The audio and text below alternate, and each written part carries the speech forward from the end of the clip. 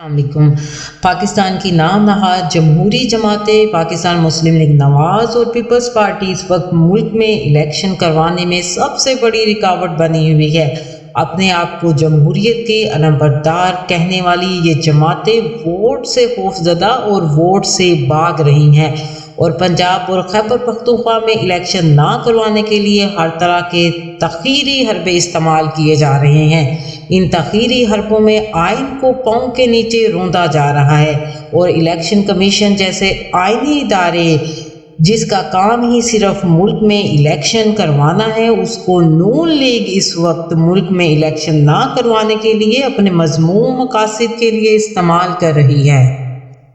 اس وقت ملک میں الیکشن کا معاملہ الیکشن کمیشن، ہائی کورٹ، صدر پاکستان اور سپریم کورٹ میں ایک فٹ بال کی حیثیت اختیار کر گیا ہے۔ پاکستان میں بلدیاتی الیکشن ہو یا صوبائی یا عام انتخابات، ملک پر سوار 14 جماعتوں کا ٹولہ ان انتخابات سے ایسے بھاگ رہا ہے جیسے کہ انتخابات نہ ہو بلکہ موت کا فرشتہ ہو۔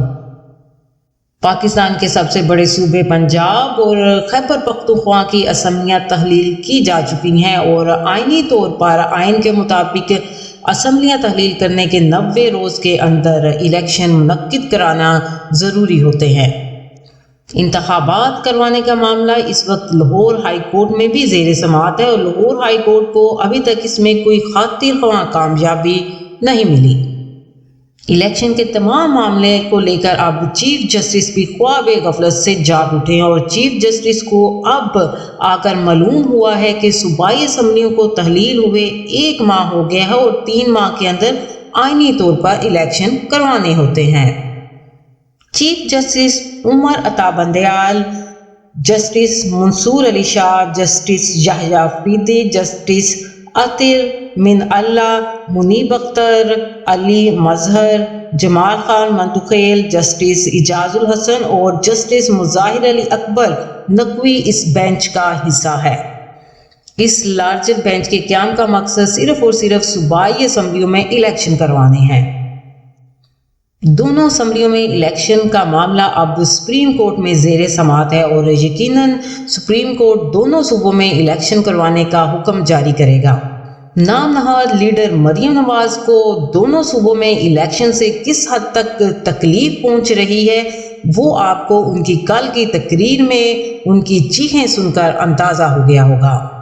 مریم صفدر اور ان کے حواریوں کو الیکشن سے کس حد تک تکلیف ہے اور یہ بات ان کے لیے کس حد تک اذیت ناک ہے، اس بات کا اندازہ عوام کو مریم صفدر کی کل کی چیخوں، الزام تراشیوں اور آہو بکا سے ہو گیا ہے۔ مریم نواز جس پارٹی کی آج نائب صدر ہیں، اس پارٹی میں بھی آج تک کسی بھی پارٹی کے عہدے کے لیے آج تک الیکشن نہیں کروائے گئے۔ مریم نواز جو اس وقت پارٹی کی نائب صدر بنی ہوئی ہے، یہ بھی اپنے والد کی ایک حکم نامے کی بدولت جو ہے اس وقت پارٹی کی نائب صدر ہیں۔ اس طرح کی جماعتوں سے تعلق رکھنے والے لوگ جو اپنی ہی پارٹیز میں الیکشن نہیں کراتے، وہ ملک میں جمہوریت کو کس طرح پنپنے دیں گے؟ ان لوگوں کی سوچ یہی ہے کہ اگر پارٹی میں پہلے باپ سربراہ تھا تو بعد میں بیٹی بن جائے گی، بیٹی گزرے گی تو بیٹی کا آگے جو بچہ ہے وہ سربراہ بن جائیں گے، اور سیم یہ جو چیز ہے یہ لوگ جو ہیں ملک کے ساتھ بھی کرنا چاہتے ہیں کہ پہلے والد صاحب ملک کے حکمران تھے، اس کے بعد بیٹی کی باری ہے، بھائی کی باری ہے، پھر اس کے بیٹے کی باری ہے۔ سیم یہ ملک کے ساتھ بھی وہی سلوک کرنا چاہتے ہیں اور کر رہے ہیں جو کہ ان کی اپنی پارٹیز کے اندر چل رہا ہے۔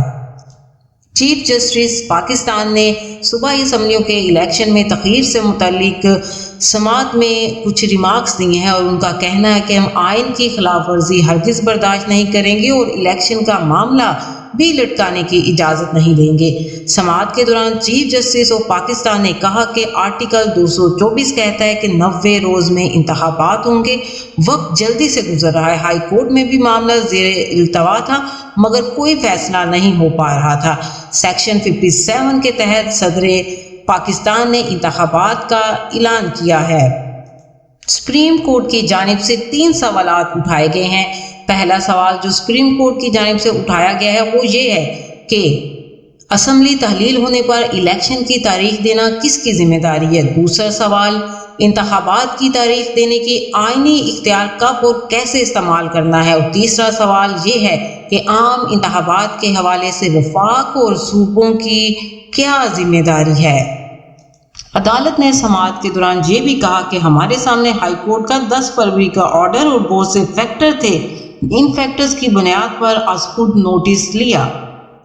چیف جسٹس کا کہنا تھا کہ 20 فروری کو پریزیڈنٹ کے انتخابات کی ڈیٹ اناؤنس کرنے کے بعد سچویشن بدل گئی ہیں اور جو اپلیکیشنز ہیں وہ اب آؤٹ ڈیٹڈ ہو گئی ہیں اور ان اپلیکیشنز پر بھی وضاحت کی ضرورت ہے۔ جسٹس منیب اختر نے کہا کہ جمہوریت میں سیاسی جماعتیں حکومت بناتی ہیں، میرے خیال میں تمام سیاسی جماعتوں کو سننا چاہیے، یہ ایک اہم ایشو ہے، اس کا مقصد شفافیت اور عدالتوں پر اعتماد کی بات ہے۔ جسٹس عطر من اللہ نے ریمارکس دیے کہ اگر عدالت فیصلہ دیتی ہے تو سب سیاسی جماعتیں فائدہ حاصل کریں گی۔ جسٹس جمال مندوقیل کو سو موٹو پر کچھ تحفظات ہیں اور ان کے تحفظات کو نوٹ کر لیا گیا۔ چیف جسٹس کا کہنا تھا کہ کیس کی تفصیلی سماعت اگلے پورے ہفتے میں کی جائے گی۔ چینل کو سبسکرائب کرنا مت بھولیے گا، ویڈیو کو لائک اور شیئر کریں اور کمنٹس باکس میں اپنی قیمتی آراء سے ضرور آگاہ کیجیے گا۔ اللہ حافظ۔